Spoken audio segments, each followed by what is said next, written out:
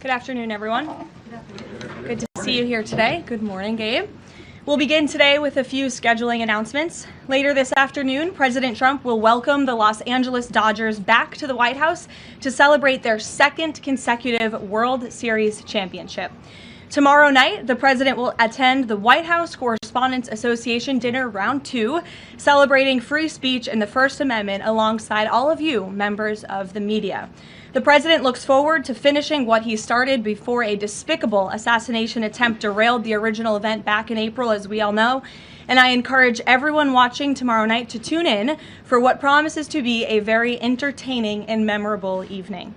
Looking ahead to next week, on Monday, President Trump will travel to Michigan to deliver remarks on the economy.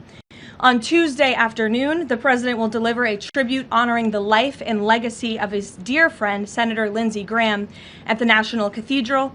And next Friday, the president will host the 13th cabinet meeting of this term at Camp David, which will be a lot of fun and something different for the cabinet to experience together.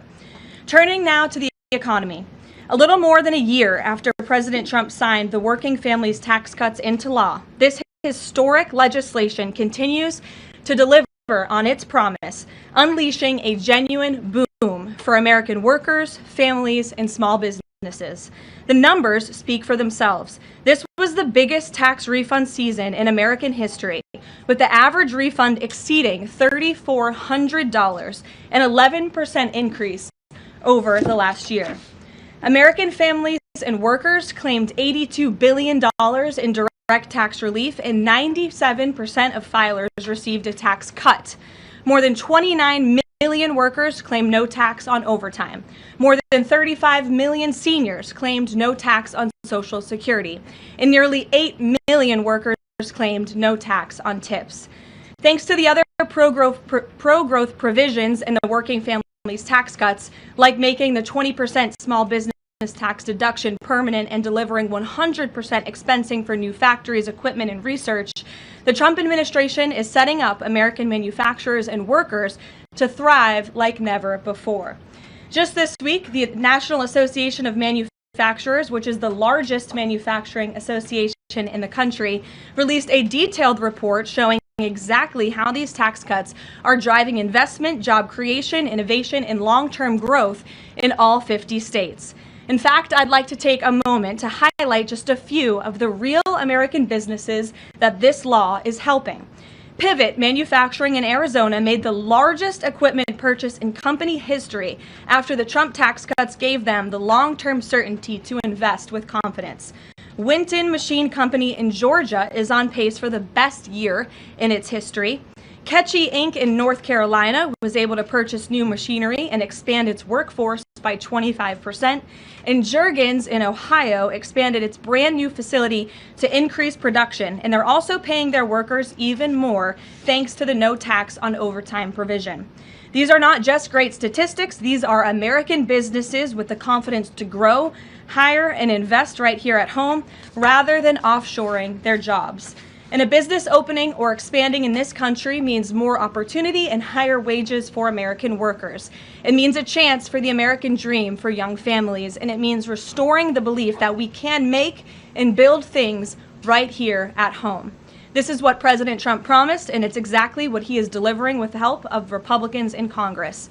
Democrats throw around the word affordability a lot, but when they had the chance to vote for the largest middle-class tax cuts in history, they refused. If Democrats got their way, it would have meant the largest tax increase in history, $4 trillion. 90% of Americans would have seen their taxes go up, and it would have been a complete disaster for our economy. That's the Democrat solution to, quote, affordability. It is raising your taxes. So I hope the press will cover more of the massive success stories resulting from the Working Families tax cuts and point out that every single Democrat on Capitol Hill voted against every single common sense provision that put more money back into the pockets of the American people. Finally, on the energy front, after this briefing, President Trump will participate in a historic ratepayer protection pledge event at the EPA headquarters down the street. The president will expand the Ratepayer Protection Pledge to governors, state legislatures, developers, and power providers to ensure that everyone involved in building and powering data centers pays their own way, instead of passing those costs on to hardworking families. The president will be joined by Energy Secretary Chris Wright, EPA Administrator Lee Zeldin, and several governors who have already signed on to this pledge. And it has already proven to be remarkably successful. Nearly 200 additional stakeholders have signed on since it was first announced, including utilities, data center developers, public power authorities, co-ops, and state governors. As a result, the pledge now covers 80% of all the power delivered to American homes and businesses. President Trump's bold leadership is turning data centers from a source of concern into engines of growth and opportunity for communities across this country, all while cementing America's dominance over China in the global AI race. The president is ensuring the American people are never left footing the bill so private companies can benefit. Instead, President Trump is leveraging the data center boom to deliver real, tangible benefits for working families and small businesses. So we have a busy day here, rest assured. I'll take some questions. And here in our new media seat, we have Cam from Town Hall. Cam, thank you for being here. Why don't you kick us off today? Thank you. Two quick questions. One on Congress. First off, Speaker Mike Johnson passed a continuing resolution earlier this week. John Thune said he wants to work with Democrats to find a way to fund the government. What is the White House's stance on the best way to keep the government funded? Well, the White House's stance is that the government needs to be funded. This president and Republicans on Capitol Hill from both chambers, as you just mentioned, the House and the Senate Republicans want to keep the government open. We want to work together to find ways to do that, and the White House will continue to have discussions with Senate leadership on the best path forward. I don't want to get ahead of those conversations, but the most important thing for the American people to know is that this president and this White House wants the government to remain open, unlike the Democrats in this town who have been acting as obstructionists. We've seen time and time again, they have chosen to block this administration, to block Republicans in Congress from keeping our government open, which does not help anyone, and it especially hurts the American people who depend on our government remaining open so they can access the critical services that our government provides to so many Americans across the country. So these conversations are continuing, but I think I just made the president's position quite clear. Thank you. And then on the Saudi Arabian nuclear deal, what steps is the U.S. taking to get Saudi Arabia to sign the Abraham Accords? Sure. Well, the president himself has spoken on this many times. His Truth Social post this morning, and I will read it for those at home who missed it. The civil nuclear deal, there will be no enrichment of material, an important point being made between the Department of Energy and Saudi Arabia, which pertains only to non-military use, will be approved, but is totally subject to Saudi Arabia joining the very respected and successful Abraham Accords. The United States is not opposed to civil nuclear facilities, as we all know. Look, this is a condition that the president has spoken about many times with our Gulf and Arab allies. He wants to see these countries sign the Abraham Accord. It was one of the most historic accomplishments of his first term, and it continues to be a long-term goal of his to expand those accords to ultimately come to a place where the Middle East can be a peaceful and stable region. And yes, this deal with Saudi Arabia, the energy deal, is contingent on this condition as far as the president is concerned. So we'll continue to talk with our Saudi counterparts to get the deal finalized and hopefully see them joining the Abraham Accords very soon. Thank you. Gabe. Karoline, thank you. With regards to the Saudi nuclear deal, why was that condition not mentioned yesterday when the Energy Secretary announced it? Well, look, the president is always the final deal maker, as you know, and this is something that he has mentioned on numerous occasions going back. I can provide you with those statements, and he has said if they don't join the Abraham Accords, the deal is off. So we'll continue to have those conversations with our Saudi counterparts moving forward. So the deal is dead if Saudi Arabia doesn't join. And have you any indication that Saudi Arabia is even considering this? Again, the president has spoken directly with the Saudis about this in numerous conversations in the past, and the administration will continue to engage in those conversations. Will Saudi Alexandra. Arabia be exempt from international inspections as part of this deal if it moves forward? I don't want to comment on the specifics of the deal, as we're still, again, as I just said, talking especially about this very important condition that the president raised this morning. Alexandra. So good to see you now that you're back. You too. So Treasury Secretary Bessent voiced concern this week on China potentially distilling or stealing AI technology from the United States, kind of manipulating it as their own. Anthropic said that the largest distilling attack happened last month. Do you think this will come up when the president meets with President Xi in September? Well, I have had the honor of being part of some of the meetings and discussions between President Trump and President Xi, and I can tell you there is always a wide range of topics that come up. I would imagine this would be something that's of high importance to the president and of this administration to obviously ensure that America remains dominant in the AI race, and we're obviously tracking the particular situation that you mentioned. I have one more, if you don't Sure. mind. This week we've seen some major players in Democrat politics voicing or alerting really on how much influence socialism, communism has had now on kind of mainstream Democrat politics. Is there any chance that the president would be interested or is considering working with left of center Democrats to push back on this? Well, unfortunately, we don't seem to have too many of those left in the Democrat Party. We have literal self-proclaimed communists who are winning elections and who are claiming to be the new leadership of the Democrat Party. I think the vast majority of Americans understand the dangers of communism. Just look at countries all over this world. As an example, Cuba right now is a country that is about to be a failed state because of the communist policies of the past several decades. Communism should never be allowed to lead this country, and the president obviously is strictly opposed to it and all the dangers that it reaps. We've seen it happen across the world. Meredith. Just to continue on the Saudi nuclear deal, do the Saudis agree with this interpretation since it wasn't part of the initial agreement? And has the president talked to MBS since this new condition was announced? As you know, the president just put out this statement a few hours ago. I don't believe he's had a call with MBS in the hours since. However, this is something that he has raised in previous conversations and has also said many times in the past. John, in the back, go ahead. Thanks a lot, Caroline. In regards to this deal, in the past, the Saudi government has said they will not consider entering into the Abraham Accords unless and until there's a Palestinian state. What makes you think that they're going to change their minds on their position regarding that? Again, I won't get ahead of the president's conversations, but this is something that he feels very strongly about and has spoken about it in the past and will continue to uphold. Can I ask you one other question? Sure. Just playing devil's advocate, why does Saudi Arabia get a civilian nuclear deal, but Iran doesn't get a civilian nuclear deal? Well, again, this agreement is still being worked out. Well, it will eventually, hopefully, be finalized with the condition that the president spoke about this morning. But this agreement in particular, as it's been discussed thus far, does give priority access for American companies in the Saudi nuclear energy program, which will ultimately benefit American industry workers and supply chains. So the deal that has been discussed thus far and will continue to be discussed absolutely puts America first, and that's obviously very important to this president. Ed. Thanks, Caroline. So Friday, the Section 122, the 10% global tariff, goes away. Is the president going to ask Congress for an extension, or what's next?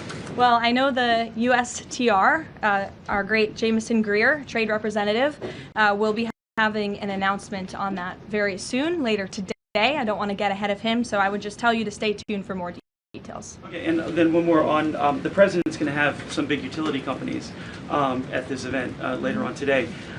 We're now a year and a half, so to speak, into his pro-energy policies.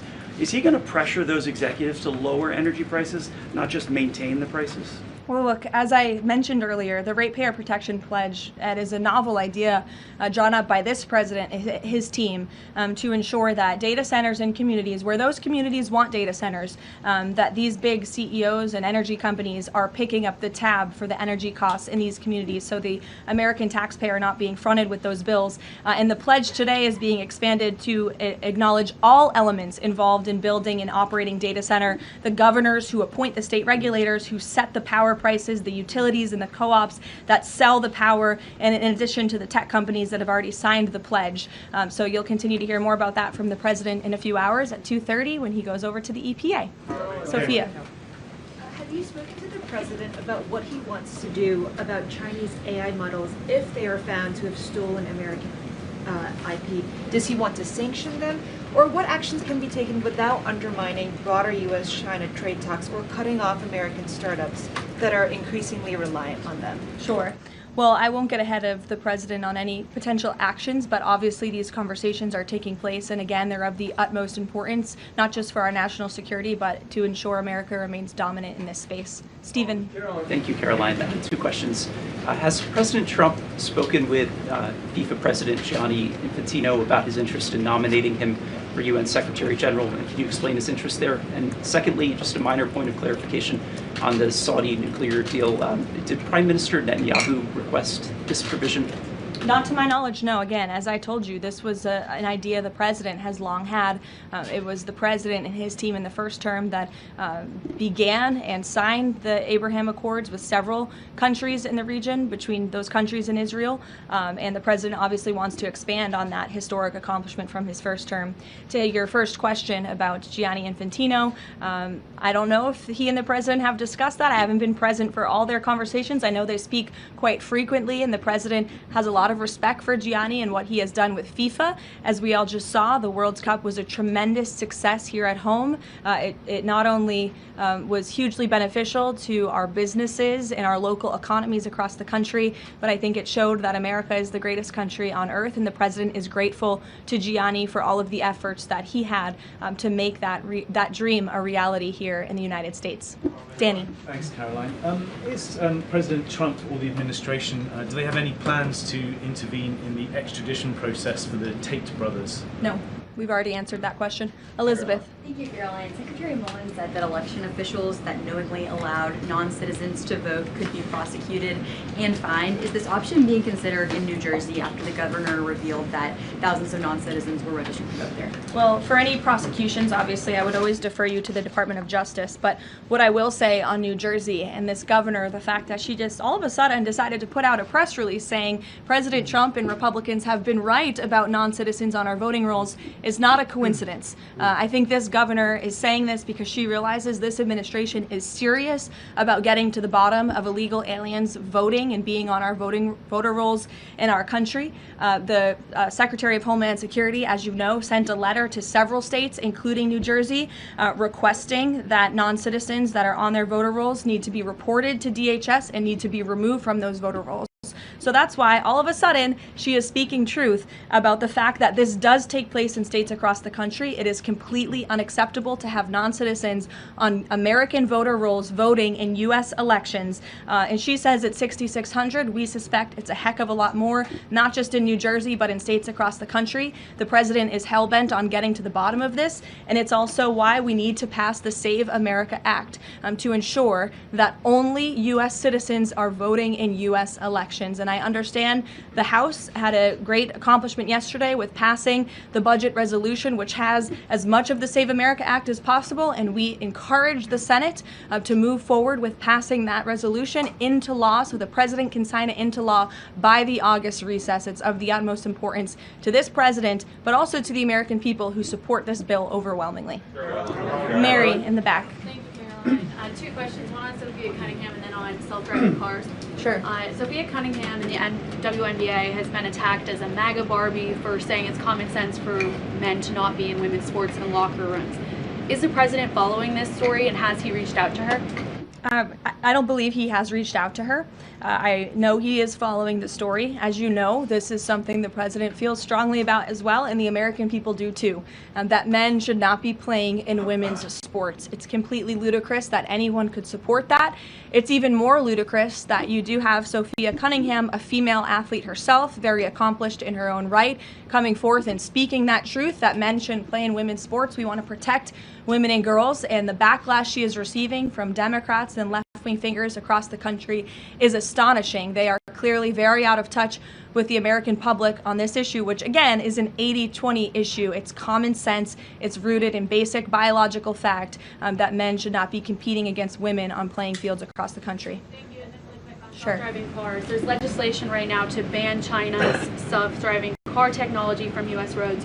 Does the White House have a position on this? And broadly, how does the president feel about self-driving cars himself? Well, you know, the president did have a red Tesla here at the White House for quite some time, so he's a supporter of them. I know he's purchased some self-driving cars for his family members, his grandchildren, so I think he supports them and Americans who want to drive them. But with That said, I don't know about the specific legislation. I will check in with our Legislative Affairs Office and we'll get you a statement on that. Reagan. One question for you on Thune and then one on Darlene Graham. The president seemed yesterday frustrated with Leader Thune when he was speaking in Georgia. Is his patience running out with Leader Thune? And then the president recently endorsed Darlene Graham right after her appointment to Senate. What caused him to endorse her so quickly? The president met with Darlene and thought she will be a great representative for the great people of South Carolina and will carry on her brother's legacy of public service in that beautiful state. So the president is fully supportive of Darlene and her honorable decision to run and again to continue her brother's legacy. With respect to your first question on, remind me? And if his Yes. patience is running out. Look, the president spoke about this directly yesterday.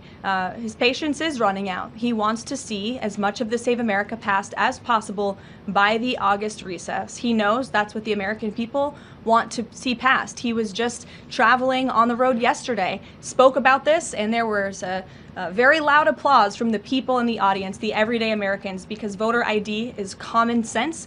They want proof of citizenship in our elections, and the president feels very strongly about that. And I would just add, you know, the American people elected overwhelmingly Republicans to lead not just this White House, but also the House and the Senate. The House did its job. The Senate needs to do its job too. I know it's a brief briefing today, but you're going to hear from the president directly twice today at 2:30 and also at 4:30. And we will see you all tomorrow night at the Correspondents' Dinner. Thanks, guys.